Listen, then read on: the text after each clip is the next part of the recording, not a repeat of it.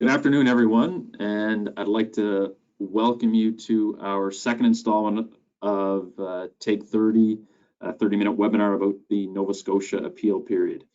We are in the home stretch. We've got about a week left here to get appeals filed, and our team has pulled together some useful information to help you make some decisions on whether or not you should appeal. Joining me today, my name is Andre Pouliot. I'll be moderating our session today. And joining me on the webinar is Giselle Kakamusias. She's the VP of our division. Chris Job, Greg Carey, Nathan Hewitt, and Mark Turner.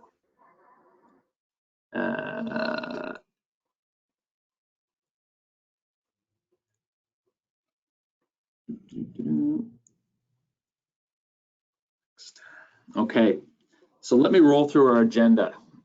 This will hopefully leave you with lots of information that you can use to make a final decision on whether or not to appeal. What we're going to talk about, we are going to talk about the basics. We're going to talk about how assessments are calculated and how they're taxed.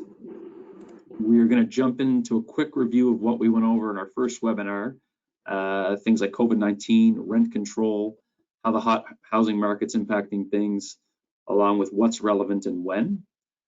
We'll talk briefly about the cap and how that impacts everything. Then we're going to go over some things that you can use to review your own assessments and make a final review. And with any luck, we will have some time for questions. So without further ado, I will ask Giselle to take us from here. Okay, thanks, Andre. I thought I'd kick things off before we get into the nuts and bolts of things, by going through a few assessment fundamentals. And I know that many of you attending this afternoon are pretty conversant in property tax, but for those who might not be, thought a little background might provide some context for the remarks that are going to follow for the next 29 or so minutes. So property taxes are the product of the lower of the assessed value or the capped value on a property multiplied by the applicable residential or commercial tax rate. And I'll talk a little bit more about the cap in a bit. But basically, in very simple terms, $1 million commercial property would pay 2021 property taxes of about $34,000. That's a same $1 million residential property would pay about $12,000. And there's always a lot of chatter about the competitiveness of those rates, and that really goes a bit beyond the scope of today's discussion. We could really devote an entire session to it. I will say that our ratio of commercial to residential taxed is amongst the highest in the province. I haven't taken a dive into this in a little while, but several years ago, I did take a look. I think it was in 2015-16, and we were the fourth highest of 51 municipal units around the province. So that's been the topic of much discussion on the various committees and policy groups that I've been involved with, but I digress. Before I turn the page, I should note that anybody with a concern about their assessment needs to seize the day, because your 2021 appeal period is going to expire, as Andre mentioned, on February the 11th. So I'll get you to flip the slide there for me, Andre, if you don't mind. Assessment in Nova Scotia, in other words, the value upon which that tax rate is applied is to market value, and that's prescribed by the Assessment Act. And the definition of market value from the Act is in front of you, and essentially it's market value as of a given date, subject to a requirement for uniformity.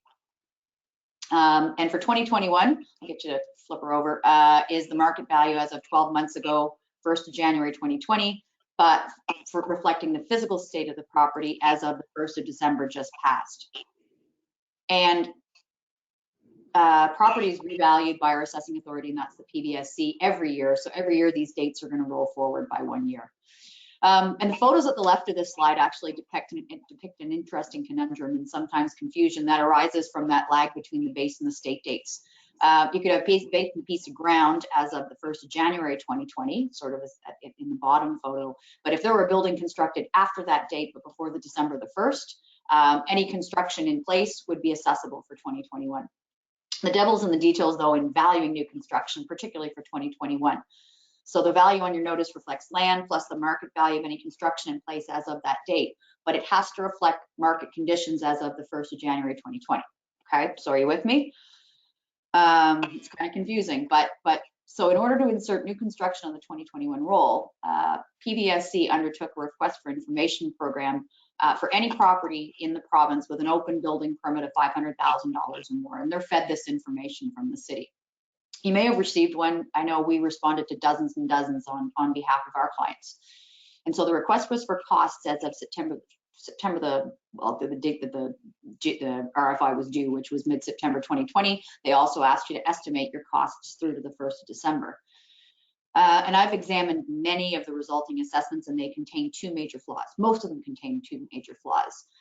They adopt costs that were incurred largely in a post-COVID world and reflect all of the associated overruns and delays and material cost increases and all that other non-value added stuff that the pandemic caused. And it can't be emphasized enough that these don't reflect costs at January 1st, 2020. Some construction cost categories increased by 10 or 20 or 30% or even more between January 2020 and the time that these costs were reported. And the implication for valuation purposes is that these costs need to be adjusted and in many cases substantially before they can be used for valuation purposes for 2021. The second and almost systemic flaw that I see and that my colleagues see when in adopting costs outright is that cost doesn't necessarily equal value. And this is a valuation fundamental that often assessments don't reflect. I think what you need to do in evaluating new construction is ask yourself what your project would sell for if you walked away from it on the 1st of December, because that's the value your assessment should reflect. And I'm going to go out on a limb here, and I'm going to guess that it's probably a lot less than, or a substantial discount from the cost in place as of that date. And that all goes, of course, to the state of completion too, right? The closer you get, I think the higher proportion of market value that you'd be able to extract. Before I flip the page here, I guess I'll emphasize that COVID is 100% a consideration for construction projects where those actual costs have been used in setting the values. And I think that the majority of construction projects, partially complete construction projects, are probably overassessed for 2021. Okay, so we've talked about the dates. How about, and we've talked a little bit about market value too, which is basically the price that the property would sell for on 1st of January. But what about the Act's requirement for uniformity? Contrary to popular belief, it's not achieved by ensuring that a property is, for example, assessed consistently with neighboring properties. And in fact, if you're to go to appeal, if you're to appear before a tribunal or a board, assessments on like properties have absolutely no evidentiary value on appeal, and that's kind of counterintuitive. Comparable assessments are a useful tool in evaluating the fairness of your assessment and kind of giving you a rough idea of whether or not you might be looking to file an appeal or not, but in terms of evidentiary value, they've got zero. Uniformity in Nova Scotia is measured by something called the general level of assessment, and what that is, it's the sum of all assessments on properties that have sold in the calendar year prior to the date of assessment divided by the sum of their sale prices. And PVSC will calculate one for the residential class, one for the commercial class. To give you an idea, they usually fall between 95 and 105%. In Halifax, rather, the residential general level is 98% for 2021, and the commercial is 94%.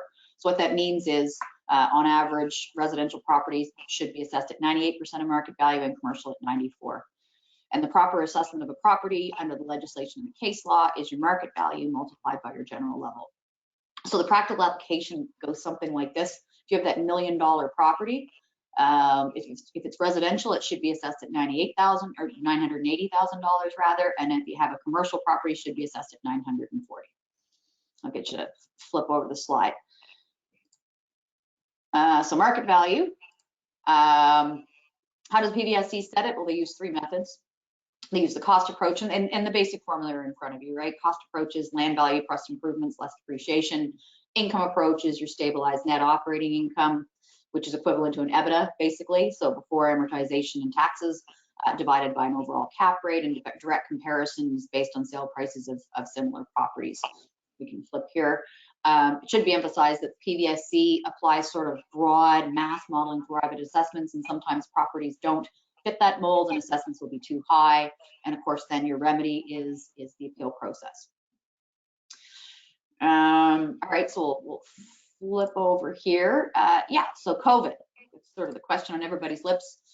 Many owners are going to look at their assessment with a jaundiced eye this year due to COVID-related concerns. And on the screen in front of you are some of the property types that have been profoundly and deeply impacted. No surprise to anybody. But is it relevant? Technically, no. And the PVSC's own media releases state this in several places. The case law and appraisal literature basically say, and PVSC is right, by the way, in most cases, the case law and the appraisal literature basically say that only factors that reasonably could have been foreseen as of the date of valuation, again, so we're talking about 1st of January, are relevant considerations in setting assessments. There are, in my opinion, some exceptions to this. We talked about new construction. Excuse me, and in those exceptions, COVID can be relevant for 2021. Discussion of all of those scenarios is sort of beyond the scope of our conversation today. We did talk about it at our previous webinar, which you can pick up on our website, but I'm happy to discuss specifics privately by telephone or by email if you or your clients have concerns. It's going to be front and center in 2022, but the sky's not falling, and I'm not anticipating that there's going to be significant erosion of the tax base, at least not in HRM anyway. There's strong growth in construction in the residential market, and I think these are probably going to help protect against overall erosion in the tax base in other sectors. So we'll flip the slide. We talked about this. We'll flip again. Yeah, okay. So speaking of confusing assessment and taxation issues, I thought I'd talk a little bit about the cap because it's often misunderstood, and I think everybody can use a bit of a primer on how it actually works. What the cap does is it places a cap on the amount that residential assessments can increase year over year. And so taxpayers pay on the lesser of the capped value or the market value. And that capped value is tied to CPI. There's full information on the PVSC's website if you're so interested. It'll tell you a little bit about eligibility, but essentially the cap's impacted by a sale outside of immediate family or by new construction. I'll get you to flip over here. So how does it work? I'm going to put a sample assessment notice up on the screen. I think you've gotten ahead of me, Andre. No, or maybe I'm missing a slide. Okay. So basically, I'll just cut to the chase here. It's essentially, if you sell a property, for instance, in any given year, let's say you're assessed at $275,000 and you sell for $300,000. The year subsequent to the sale, you're probably going to see that assessment. You're going to see a readjustment to market value. So the property will be assessed at $300,000. You're then cap eligible. So in the subsequent year, if the market were to go up by 20% and the market value assessment on your property was $360,000, your cap value is going to be that $300,000 plus CPI, so 2 or 3%. So you over time, when a property doesn't sell, you start to see that spread between the market value and the cap value. New construction confuses things. Let's say you were to buy that house, complete some renovations for $100,000. That $100,000 then doesn't get the cap. So you're 2 years down the road, you've got your $300,000 adjusted by CPI, then you get the $100,000 added on top of that, and then the clock starts ticking on the cap on that portion of the assessment moving forward. Anyway, the cap is confusing. I think it's an affront to transparency. I think it's extremely difficult to understand. My editorial comment here would be that I'm not a huge fan, if that wasn't evident already. I find it can be regressive, and it can penalize just the types of residents that we're trying to attract to Nova Scotia, which are new families, immigrant families, people who renovate and so on, but that's just my opinion. All right, so let's flip the slide to some graphics, because I know that you're here with us today because you want to know what's happened to assessments for 2021. And what you're seeing in front of you right here is graphically what's happened to assessments in general, and we have sector by sector. The blue line toward the center shows the roll as a whole, and you'll see that it's up 12 to 13% over 4 years, so nothing terribly shocking, but keep in mind that this total is tempered by property outside of HRM. And there's lots and lots of chaos roiling underneath that seemingly innocuous sort of trend line of a few percentage points per year. In terms of sector by sector, I don't think it's anybody's surprise rather that apartments are up on average by 25% over the past 4 years. In HRM, and my colleague Greg will talk about this in a few minutes, but almost 40% of apartment properties have increased by double digits. So these are unprecedented increases. We haven't seen these in my recent memory, and I've been doing this for almost 27 years now. Surprisingly, beleaguered hospitality property, which is your orange line, have also shown about 25% over 4 years. I'll get you to flip onto the hospitality slide, Andre. Yeah, there we go. Okay, so hospitality property, you really don't need to look any further for a poster child to illuminate the problems inherent in that base date lag that I spoke about rather earlier. In 2021, hospitality property is going to be paying taxes in the most dismal of times based on a market value that arguably reflect the market at its peak. And the assessments show an odd pattern. Overall, the median increase for hotels for 2021 across the province is about 1%. And restaurants are also showing a very low median. It's close to zero. But you know that old saying, if you have one foot in freezing water and the other in boiling, then overall you're warm. It's kind of what we're looking at here. There's a really wide deviation around the median, and 10% of hotel owners, surprisingly enough, are going to see their assessments go up double digits. And almost a quarter of restaurants, this kind of surprised me, over a quarter of restaurants are going to increase by 20% or more. And that's so strange because we hadn't expected to see any movement in this sector whatsoever. A lot of those restaurants, I don't think that they were necessarily driven by market. I think the PVSC has changed its valuation methodology, which has caused some discrepancy between properties assessed on cost and some on income. I guess the takeaway from this slide really is that assessment increases have outpaced growth in ADR, they've outpaced rooms sold or restaurant revenues, and they've outpaced CPI rather. And even before we talk COVID, I think 2020 values deserve a hard look. Visitors and tourism revenues were down 4 to 5% in 2019. So again, in the year prior to our January 1st base date, obviously there's some variation around that average. And with market capitalization rates staying constant, at least up until that January 1st, 2020 date, my take is that many hospitality values should come down even prior to COVID-related concerns. I think there was moderately heightened risk facing the industry relevant for the 2021 base date from other factors that need to be considered and evidently, or at least based on my look, probably haven't been. Obviously, I mean, we're all familiar with Airbnb and sharing platforms, and bookings on those shared economy platforms were up 40% in 2019.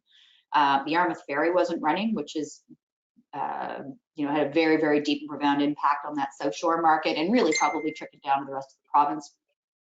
The Boeing Max aircraft were grounded. Hurricane Dorian was a disruptor in the fall of 2019.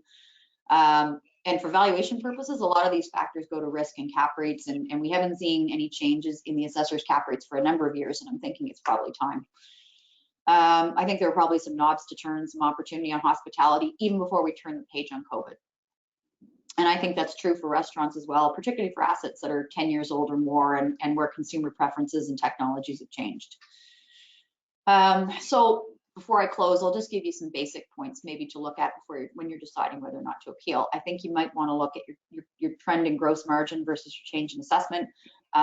If you had areas in your facility that were closed as of December the 1st due to the pandemic, so restaurants or fitness facilities or spas or other common amenities, I think this is a relevant consideration.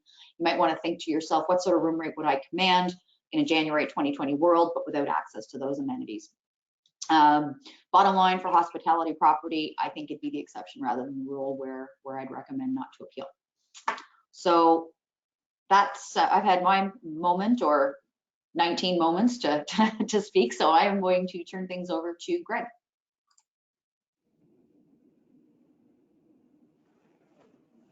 Thanks, Giselle. And Andre, if you just want to flip the slide, I'll go through a few other sectors where we've seen either some interesting increases, sort of above what the role was doing, or maybe where you might want to think about filing an appeal. And then I'll talk a little bit about, what are some factors you should consider as to, whether or not you could be overassessed. So yeah, Andre, if you just, we're on apartments now. So if you look here, that top orange line is basically indexed back to 2017 apartment assessments. So as you can see, it's grown faster than anything else on there. So apartment rents are up just under 120% over the last 5 years, and apartment assessments have outpaced those by at least 7% maybe. So it's growing faster than rents, it's growing faster than the entire assessment base, and it's growing certainly faster than CPI. So you need to ask yourself, is that growth in assessment reflective of my market value? And some people have asked us, what about the sales? We see a lot of sales going on, that sort of thing. each one of those sales needs to be considered on its own merits. And just because there was, say a large portfolio sold for a big number, well, there's other considerations, such as the fact that it was a portfolio sale. So a lot of the larger apartment buildings, those larger transactions, those on the surface before adjustment aren't necessarily as useful as you may think for weighing your assessment. And something else that we see all the time that you need to be aware of is if you have any commercial component whatsoever in your property. If you've got a small mom and pop convenience store, you've got, ground floor retail frontage, maybe a couple floors of office, what have you. We find a huge number of problems in these assessments all the time, and is one of the areas that we see most of the problems with apartments. So if you've got a commercial component, it's definitely worth looking into more, at least asking yourself, is that commercial component accurate? Not only that total number, but just the split between commercial and residential. So obviously apartment assessments here are skyrocketing, and you need to keep in mind to what Giselle said. I know a lot of people, at least in the news media, would have seen, home sales are up 20% or whatever year over year, that sort of thing. A couple things to keep in mind is that a lot of the increase in sale prices and market activity in the single family home market, while not directly related, that's all after the relevant date of consideration. So that isn't going to be reflected in 2021 assessments yet. So just keep that in mind, that all of the news headlines, that sort of thing, aren't always the be all end all. Just because you see a lot of headlines about the real estate market increase, it doesn't mean that if your assessment is up, that it's necessarily appropriate, regardless of what property type you've got. And if Andre, you want to just flip to the next one, right here is a similar graph of office properties. In gray are all assessments indexed 2017. Yellow is CPI, and then the two that we really want to focus on are the blue one is office effective gross income, and office assessments in orange. So basically what we did is look at the effective rate per square foot that is being achieved for office rent. So basically that's asking rents, or I guess leasing rents, less the vacancy in the Halifax market. So basically it's been flat roughly since 2017. It's up a little bit, but for all intents and purposes over 5 years, that's not much of an increase. And while the EGIs per square foot have trended slightly higher above our office assessments, you need to keep in mind, if your assessment has increased, you're already doing worse than assessments on average. So keep that in mind when you're reviewing your office assessment. Think to yourself, if I'm up 5%, effective gross incomes on office properties aren't even up 5%, and on the whole office assessments are down 1 or 2%. So even what could look like a small increase, you need to look at with a more particular eye to make sure that you're being fairly assessed. Andre, if you want to flip me to the next one. Again, similar chart, this time for industrial properties, and similar to apartments, you'll see CPI and industrial rents in yellow and blue respectively, and industrial assessments in orange. So again, the same trend as you saw in apartments here is that industrial assessments are rising faster than either the essentially cost of living or than industrial rents themselves, which then begs the question, how can assessments outpace how much money the properties are making? Again, that's a bit of elementary view, but it is important to think about, if you aren't making more money on your industrial property, if you're not getting more in rent, is your assessment being up 10% over the last 5 years? Is that fair? Is that equitable? Is that, reflective of market value? And if it's not, then it's worth an assessment appeal. So Andre, if you want to move forward, what I'll talk about now is just kind of how you should screen yourself for over assessment. And this is part of what we do, is to look at our clients' properties, and whether we are reviewing them for the first time or we review them on a year over year basis. Some of these things you'll be able to do yourself, such as first and foremost, look at your year over year increases. If you've got a double-digit increase, that's worth looking into closer.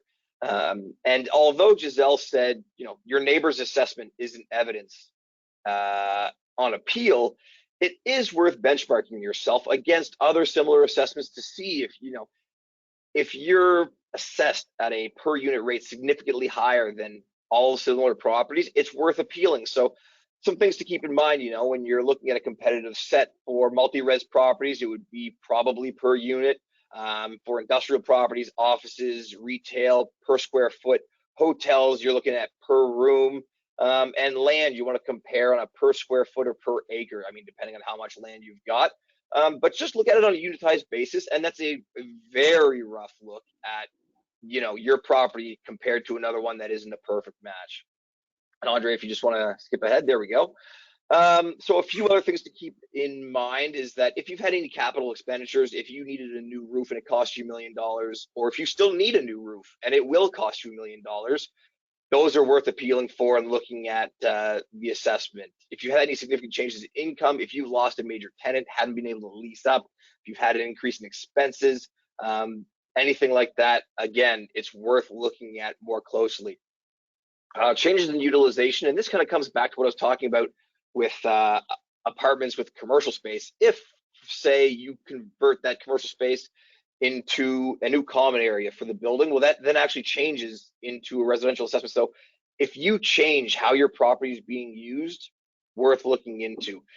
Changes in traffic patterns, and this is more important, I guess, for retail properties, is if you've got a you know, retail business that is largely dependent on foot traffic or car traffic, what have you. And for an example, in Antigonish, when they put the new highway bypass in, well, that really changes the equation for those highway businesses that used to be on the main drag going from Truro to Cape Breton and are now on essentially a side street.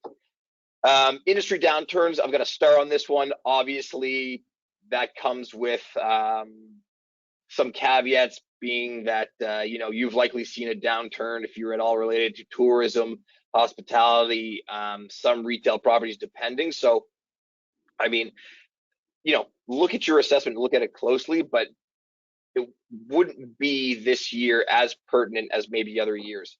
And state date vacancy. If you've got an old space that needs to be fit up again, just because it wasn't vacant as of January 2020 doesn't mean that isn't a consideration. If your property is dated, if it's older, if it's tired as of December, that's definitely a consideration again for being overassessed. And if Andre, you want to just flip to the next one, and a few more other things, go and get your assessment calculations. Even if we don't do it, we're happy to, but at least look at your calculations and see if, you know, there are math errors or model errors.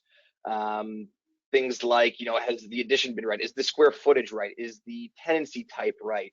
Are they using a cap rate that looks at all reasonable? These are all things that we'll look for, and you're able to as well. If you get your PIN report, you can do that using your assessment notices. But again, if you bought a property and it increases substantially based on that sale price, that isn't necessarily best practice, and it should be looked at with a closer eye. Coming back to what I was saying about apartments and commercial space, look at the classifications of the property. Is it commercial? Is it residential? If you bought a piece of development land that used to be commercial and you're going to put 50 apartment units on it, it shouldn't be assessed commercially anymore. So again, just some more things to keep in mind when you're trying to figure out, could I be overassessed? Am I overassessed? What should I do? And again, if you've ever got questions, get in touch with one of us and we can help you along the path. And if you're still not sure, can't hammer this enough, the appeal deadline is February 11th. No ifs, ands, or buts. There are about sorry, I should rephrase that. If there are a million reasons to file an appeal, there might only be one to do it late. And it's a very narrow set of circumstances. So do not wait. Call us or file your appeal before the 11th. That's next Thursday. Get a copy of your assessment records, ask the PBSC for them, or get your PIN report on your own. And then again, review them for correctness, math, appropriateness, consistency. Keep in mind as well, business value. If a huge amount of, you know, your hotel value comes from your flag, that isn't always accessible. So keep that in mind when you're reviewing your assessments.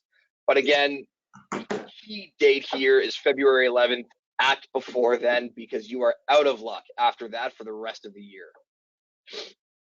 And Andre, I think with that, if you want to move one more, I guess we're just about 1:30 on the nose there, and we'll wrap it up. Indeed. We did have some questions come through here. Maybe I'll field one. I'm going to give Giselle 60 seconds. We're going to take 31 minutes today instead of just taking 30. Hopefully everyone will tune in because this is a good one. So Giselle, and I know you can answer this one. So the question is, the general level of commercial assessment is 95%. That seems high based on what I see other assessments look at. How does that impact the fairness, of my assessment? I can't share my screen. I'm trying to find the question in the question so I can answer it appropriately. So the question is, the general level is 95 and sorry, I'm gonna get you to repeat it. I read it as they don't believe the general level is 95. Oh, okay, I don't either. So we find that there's a propensity on the part of the PVSC to sometimes use the sale price as a target. So when they calculate the general level, you've got a very easy way to get that assessment very close to market value. So it's part of the reason why the general level usually hovers around 95 to 100%. We've undertaken a proxy using our own in-house database where we look at properties that are appraised, so non-sold parcels, and then compared those to the assessments. And we found a lot of times the real general level is closer to 80 to 85% as opposed to 95%. PVSC sometimes isn't as good at assessing properties that haven't sold as the properties that have. And the implication of that, of course, is that it keeps the tax rate artificially high. If everybody was assessed at market, then the tax rate would come down. So yeah, I don't necessarily buy it that the general level of assessment in all of Nova Scotia's 50 plus municipal units is between 95 and 100%. I think it's probably less than that. And I hope that answers the question. I think it does. It certainly does for me. I enjoyed it when I saw it. So look, and we actually should note that we have challenged it in the past. We did probably the biggest case of my career involved challenging the general level back in 2001. We found that the general level was actually around 85%. So there you go. There you have it. If anybody has other questions that we didn't get to, or questions that pop up after you close off here, please feel free to reach out to anyone on our team. And beyond that, we said we'd take 30. It's now 32. And we will see anyone for the next one. Good luck with your appeals.